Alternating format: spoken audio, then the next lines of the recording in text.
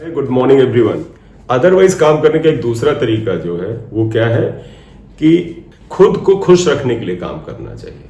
खुश में एक और चीज होता है, खुशी आमतौर पे क्षणिक होती है, इंस्टेंटेनियस होती है। तो एक वर्ड थोड़ा बढ़ाते हैं, खुद को सुखी देखने के लिए करना चाहिए। सुख क्या होता है? लॉन्ग टर्म होता है। तो जब काम आप करें तो उसमें खुद का जो होता है ना, खुश रहने के लिए और जीवन में सुख पाने के लिए करना चाहिए। तो इसलिए ऐसा करने से क्या होता है, सफलता मिलने के चांस जल्दी रहते हैं, क्योंकि वो बाय चॉइस होता है। तो हर दिन आप पैनिक लेके नहीं पढ़ सकते। छोटे छोटे टारगेट बनाओ, उनको अचीव करते जाओ, सही जगह पहुंच जाओगे। ऑप्टिक्स जब पढ़ रहे हैं तो इसमें मेन आपके कोर्स में बेटा 3-4 बड़े इंपॉर्टेंट पार्ट है। पहला था हाइगेंस प्रिंसिपल, जिसने ये बेटा क्या क्या स्थापित किया कि लाइट वेव भी है।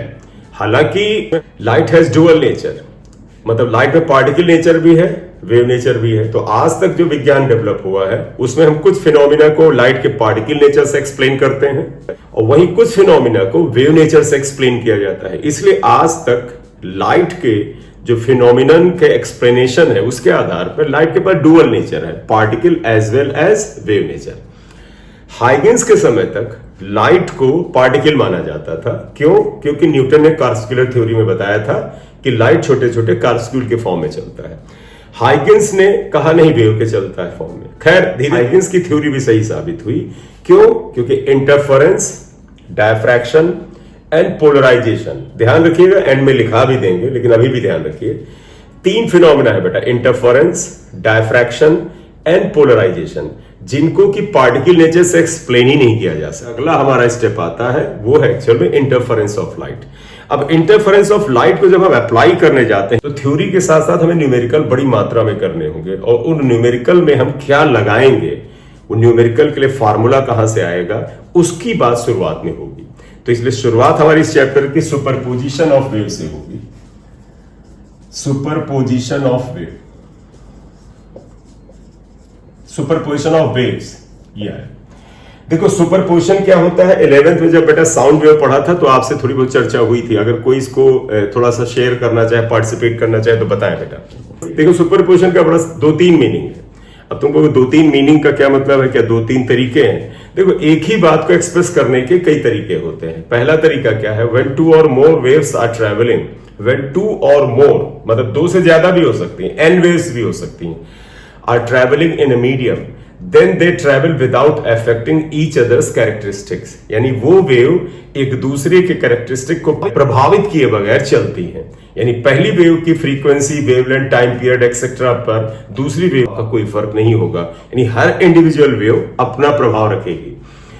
तो ये क्या बोला गया स्टेटमेंट में, when 2 or more waves are traveling in a medium then they travel without affecting each other's characteristics, पहला। दूसरा इसी को दूसरे तरीके से क्या कह सकते हैं, if in a medium few waves या 2 or more waves are traveling then each wave travels in such a way that other waves are absent। Her wave ऐसे चलती है जैसे कि कोई दूसरी प्रेजेंट ही नहीं है। जैसे आम जीवन में ही लो, तुम ऐसे बहुत से बच्चे हैं जो आसपास उसके 4, 5, 6, 8, 10 दोस्त हैं, उनकी प्रेजेंस से उनके ऊपर प्रभाव पड़ता है, उनके इमोशंस का वगैरह का प्रभाव पड़ता है। लेकिन कुछ जो बच्चे हैं वो कहते हैं कि जब हम पढ़ने बैठते हैं तो हमारे ऊपर सराउंडिंग के इमोशंस का प्रभाव नहीं पड़ता है, यानी you are not affected by the surrounding. तो इसका मतलब आप सुपरपोजिशन प्रिंसिपल को फॉलो कर रहे हो और तुम खुद जानते हो, अगर कोई बालक, कोई बच्चा आसपास के सराउंडिंग से प्रभावित ना हो कि जो काम करना है उसी पे फोकस करता, वो हमेशा ही बड़ा ही शानदार स्टूडेंट होता है, बहुत अच्छा स्कॉलर होता है। क्यों? क्योंकि असल में सुपरपोजिशन प्रिंसिपल प्रकृति का नियम है, ये नेचर का लॉ है। नेचर में वेव हो बेटा, चाहे ग्रेविटेशनल फोर्स हो, चाहे इलेक्ट्रोस्टैटिक फोर्स हो, सब सुपरपोजिशन पे काम करते हैं। तो इसलिए अगर सुपरपोजिशन को अगर हम आम जीवन में अपने जोड़े तो इसका मतलब क्या हुआ, हमारे ऊपर, हमारे आसपास के ऐसे चेंजेस जिनसे हम प्रभावित नहीं होना चाहते हैं, अगर उनका प्रभाव हमारे ऊपर ना पड़े तो हमसे ज्यादा सुखी इंसान कौन होगा? हम साधु हो गए भाई, हमारे ऊपर किसी भी हानि लाभ, जीवन मरण का फर्क ही नहीं पड़ता है। सुपरपोजिशन प्रिंसिपल इसी को कहता है। If 2 or more waves are traveling in a medium, then each wave travels in such a way that others are absent। तो ये दोनों डेफिनेशन एक ही बात को बताती है। देखो फिजिकल डेफिनेशन इसका ये क्या हुआ, when 2 or more waves are traveling in a medium, then they travel without affecting each other's characteristics. In other words, when two or more waves travel in a medium, then each wave behaves as other waves are absent. It is called principle of superposition of wave. एक बार मैं explanation point of से repeat कर दूं, आप लिखते रहिएगा. When two or more waves are traveling in a medium, then they travel without affecting each other's characteristic. In other words, when two or more waves travel in a medium, then each wave behaves as other waves are absent. This is called principle of superposition of wave. ना सबने लिख लिया, मैं आगे बढ़ा लूं इसको बेटे. अब तो मन में ये बात आएगी कि प्रिंसिपल ऑफ सुपरपोजिशन का मीनिंग तो क्लियर है, तो हाउ टू मेजर, कैलकुलेट क्या करें, यहां पे अगर फार्मूले हमें लाने हो तो वो क्या करें. तो इसका अगला स्टेटमेंट लिखिएगा, व्हेन टू और मोर वेव्स आर ट्रेवलिंग और propagating in a medium, then, ये मैथमेटिकल डेफिनेशन है बेटा, ध्यान रखिएगा, resulting displacement of the medium particles is equal to the vector sum. Vector sum 2D में होता है, 1D है तो algebraic sum, vector sum of the displacement due to the individual waves, that is y equal to y1 plus y2 plus yn. ध्यान रखना, अगर 2D में होता तो एरो लगाते क्योंकि वेक्टर सम लिखे. हम लोग 1D में ही बात करेंगे. मतलब होता है ना, जैसे एक वेव ऐसे आगे प्रोपगेट करती है बेटा, तो मीडियम पार्टिकल y एक्सिस पर अप और डाउन एक ही लाइन में करते हैं, और जब एक ही लाइन में करते हैं तो अलजेब्रा से जोड़ सकते हैं. अलजेब्रा से जोड़ने का मतलब बेटा जानते क्या होता है, अगर डिस्प्लेसन ऊपर की तरफ प्लस लिया जाएगा तो नीचे की तरफ अगर डिस्प्लेसन हो तो क्या लिया जाएगा, माइनस लिया जाएगा. क्लियर. चलिए, सुपरपोजिशन प्रिंसिपल का मतलब हुआ y equal to y1 plus y2 plus dash dash dash dash yn. ठीक है. अब सुपरपोजिशन ऑफ प्रिंसिपल के तीन इस्तेमाल हैं. Applications of superposition of waves. Superposition of waves के बेटा तीन मेन एप्लीकेशन है. अगर मैं सारी वेव को एक साथ रखूं, sound wave, mechanical wave, non mechanical wave यानी इलेक्ट्रोमैग्नेटिक वेव, सबको मद्देनजर रखते हुए बात करें तो तीन इसके इस्तेमाल थे. एक था बीट्स, जो कि सिर्फ साउंड में पैदा होता है, दूसरा स्टैंडिंग या स्टेशनरी वेव्स, और तीसरा इंटरफेरेंस. तो इसके तीन उपयोग हैं. स्टेशनरी वेव्स जो कि साउंड में आपको मिलता है, या आप इसे स्टैंडिंग वेव्स भी कहते हैं, और ये बेटा आप 11th में पढ़ चुके हैं और काफी इंपॉर्टेंट भी था. दूसरा था बीट्स, ये भी आप 11th में पढ़ चुके हैं, क्योंकि स्टेशनरी वेव्स और या स्टैंडिंग वेव्स जो है और बीट्स, ये सिर्फ साउंड में पैदा होता है, ये साउंड में ही पैदा होता है. तीसरा जो है इंटरफेरेंस, ये सभी में होता है बेटा, इंटरफेरेंस ऑफ वेव्स. तो आप ध्यान रखना, बहुत इंपॉर्टेंट है, बहुत बहुत बहुत इंपॉर्टेंट इंटरफेरेंस है. तो इंटरफेरेंस ऑफ वेव हम इस जगह पे आगे पढ़ेंगे. तो अब हेडिंग डालिएगा, इंटरफेरेंस ऑफ वेव्स है बेटा. हम हर तरह की वेव के जो फिनोमेना है निकालेंगे, हर तरह की वेव में लगेगा. लाइट के लिए हम पढ़ेंगे, एक अलग बात है. तो हम बात करें इंटरफेरेंस ऑफ वेव. अब आप बताइए इंटरफेरेंस क्या है.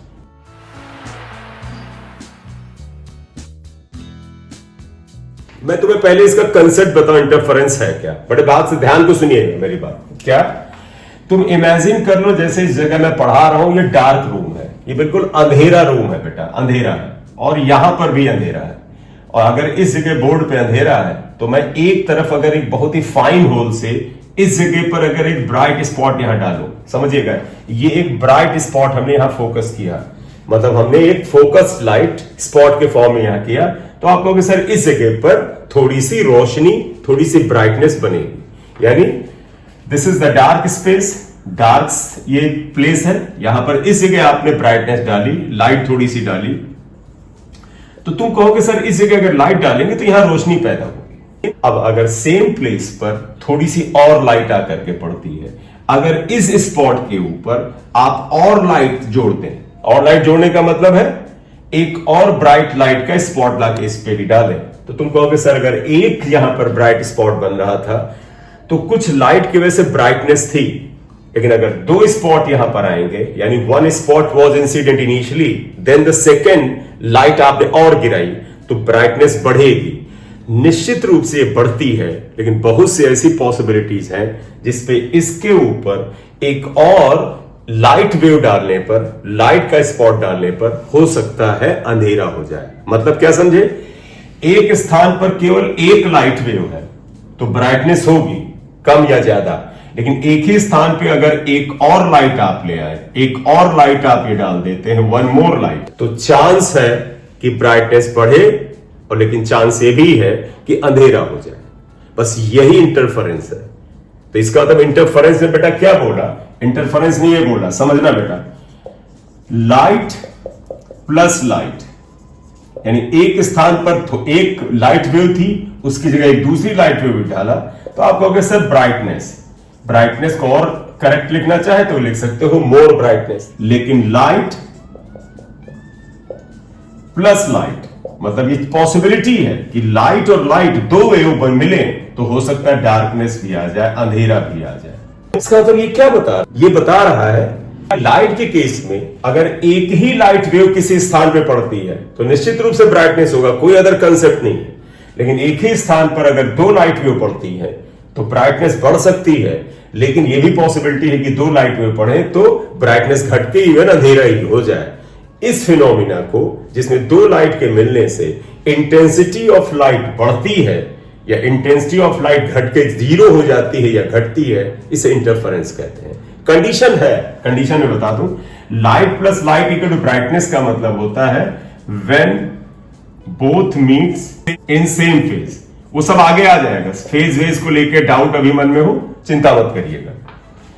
और डार्कनेस कब आएगा, when both meet in opposite phase. तो लब्बो लवाब क्या निकला बेटा, दो लाइट वेव एक स्थान पर मिले तो ब्राइटनेस बढ़ती है। एवरीबॉडी नो, जो ज्यादातर इसी चीज के ऊपर एग्री करते हैं। लेकिन लाइट प्लस लाइट मिलने से अंधेरा भी हो सकता है। This phenomena of redistribution of intensity, redistribution का मतलब क्या हुआ, एक जगह इंटेंसिटी का बढ़ना, एक जगह घटना, इस कॉल इंटरफेरेंस। तुम कहोगे क्या सर ये साउंड में हो सकता है, यस। आइए, साउंड के केस में क्या होगा, ये लाइट के केस में लिया, अगर एक स्थान पर एक साउंड है तो सुनाई देगी कम या ज्यादा। दो साउंड है तो तुम कहोगे लाउडनेस बढ़ जाएगी, तुम कहोगे सर लाउडनेस बढ़ जाएगा। लेकिन यह भी चांस है कि अगर दो साउंड वेव मिले, मतलब एक साउंड सुनाई दी हमें और उसके साथ एक और साउंड उसी समय हमारे कानों पे पड़ी, तो हो सकता है बेटा साइलेंस हो जाए। लाउडनेस हमेशा इंटेंसिटी या एम्पलीट्यूड से डील करता है। तो अगर लाउड हो रही है साउंड तो मतलब एम्पलीट्यूड या इंटेंसिटी बढ़ रही है, और साउंड अगर साइलेंस प्रोड्यूस करे तो इंटेंसिटी एम्पलीट्यूड घट रहा है। कंडीशन यही है बेटा, सेम फेज अपोजिट फेज। तो आप मोबाइल लेके एक जगह पे खड़े होते हो तो आपको लगता है कि यहां पर हमें साउंड अच्छी नहीं सुनाई दे रही है। क्यों? क्योंकि जिस जगह आपने मोबाइल रखा है, ये स्थान, जैसे मैंने यहां मोबाइल रखा है, ये स्थान डिस्ट्रक्टिव इंटरफेरेंस में फंस गया है। डिस्ट्रक्टिव में जहां यह अलग कंडीशन आती है, साउंड प्लस साउंड या तो साइलेंस होता है या लेस लाउड साउंड होता है। क्यों? क्योंकि तुम्हारे मोबाइल में, आप इमेजिन करिए, मान लीजिए ये मोबाइल है, इसके ऊपर वेव दो तरह से आती है। जो आसपास आपके पास जो टावर है, जो ट्रांसमिशन का टावर है, वहां से एक वेव डायरेक्ट इसके एंटीना पर आती है। तुम्हारे मोबाइल के अंदर एक एंटीना होता है जो कि एलसी सर्किट होता है। तो तुम्हारे घर के आसपास टावर से एक डायरेक्ट वेव इसके पास आती है, और एक वेव जाती है बेटा और आयनोस्फेयर से टकरा के या सैटेलाइट से टकरा करके वापस भेजी जाती है। तो दो वेव आती है। एक देखो, मान ले कि ये टावर था, यहां से डायरेक्ट आई, और एक ऊपर से टकरा के आई। तो ऊपर वाले ने ज्यादा दूरी तय की, ऊपर वाले की साउंड वेव के द्वारा तय की गई डिस्टेंस और डायरेक्ट आई हुई डिस्टेंस में जो पाथ डिफरेंस होता है, जो अंतर आया दूरी का, ये अगर डिस्ट्रक्टिव के नियमों को पालन करेगा तो साउंड सुनाई नहीं देगी। वहीं पर वही मोबाइल लेके आप थोड़ा सा दो चार कदम इधर उधर होते हैं, बढ़िया सुनाई देने लगती है। इवन कुछ जगह बहुत ही साफ आती है, क्योंकि आप ऐसे पॉइंट पर पहुंच गए हैं जहां पर कॉन्स्ट्रक्टिव इंटरफेरेंस आ गया है। और उस समय जो डायरेक्ट वेव तुम्हारे मोबाइल के एंटीना पे आती है और जो रिफ्लेक्ट होकर के ऊपर से या सैटेलाइट से आती है या आयनोस्फेयर से टकरा के आती है, इसका जो पाथ में डिफरेंस है, ये अगर कॉन्स्ट्रक्टिव के नियमों का पालन करता है तो फिर आपको बड़ी लाउड साउंड सुनाई देती है। तो light plus light equal to brightness का मतलब है constructive interference. Sound plus sound equal to loud sound का मतलब कॉन्स्ट्रक्टिव इंटरफेरेंस। सिमिलरली अगर आप आए, light plus light equal to darkness या sound plus sound equal to silence, ये डिस्ट्रक्टिव इंटरफेरेंस को बताता है। तो इंटरफेरेंस का क्या मतलब हुआ, जब दो वेव, चाहे वो लाइट वेव हो चाहे साउंड वेव हो, किसी स्थान में आपस में सुपर इम्पोज करती हैं, तो उस स्थान पर या तो रिजल्टेड इंटेंसिटी मैक्सिमम होती है या रिजल्टेड इंटेंसिटी मिनिमम। मिनिमम में हमेशा जीरो नहीं होता है, इसलिए हम और जीरो भी कर देते हैं, मिनिमम और जीरो होती है। This phenomena is called interference. Clear? ठीक, तो आपको ये लिखना चाहिए, ये जो मैंने लिखा ये लिख लो, ये कंसेप्ट बिल्डिंग है। फिर जो मैंने अभी आखिरी स्टेटमेंट दिया ये लिखेंगे। इंटरफेरेंस की डेफिनेशन दे रहा है, लिखो when two waves superimpose with each other at any point, then due to their superposition resultant intensity varies from maximum to minimum. This phenomena of redistribution of intensity of wave is called interference of waves. इसे interference of waves. अब इसमें आ जाएगा next types of interference. दो type का interference आएगा बेटा, पहला आएगा कंस्ट्रक्टिव, दूसरा डिस्ट्रक्टिव। पहला आएगा कंस्ट्रक्टिव इंटरफेरेंस। देखो कंस्ट्रक्टिव नाम से ही क्लियर है, इस समय रिजल्टेंट इंटेंसिटी मैक्स होता होगा, और रिजल्टेंट इंटेंसिटी मैक्सिमम बेटा कब मिलेगी, जब दोनों वेव्स सेम फेज में मिलती हैं। When waves meet in same phase then resultant intensity is maximum. क्या लिखा, when waves meet in same phase then resultant intensity is maximum. It is called constructive interference. Interference में दो type आ गए, constructive interference and the second is destructive interference. Destructive interference, when waves meet in opposite phase then resultant intensity is a minimum. और minimum में possibility zero की भी है, और zero, then interference is called destructive interference. तो interference बेटे दो तरह के आएगा, कंस्ट्रक्टिव एंड डिस्ट्रक्टिव। कंस्ट्रक्टिव में सेम फेज, डिस्ट्रक्टिव में अपोजिट फेज में मिलेंगे, ये आएगा। अब एक्चुअली सारा खेल जो है वो है how to get the conditions of constructive and destructive interference, और ये बड़ा इंपॉर्टेंट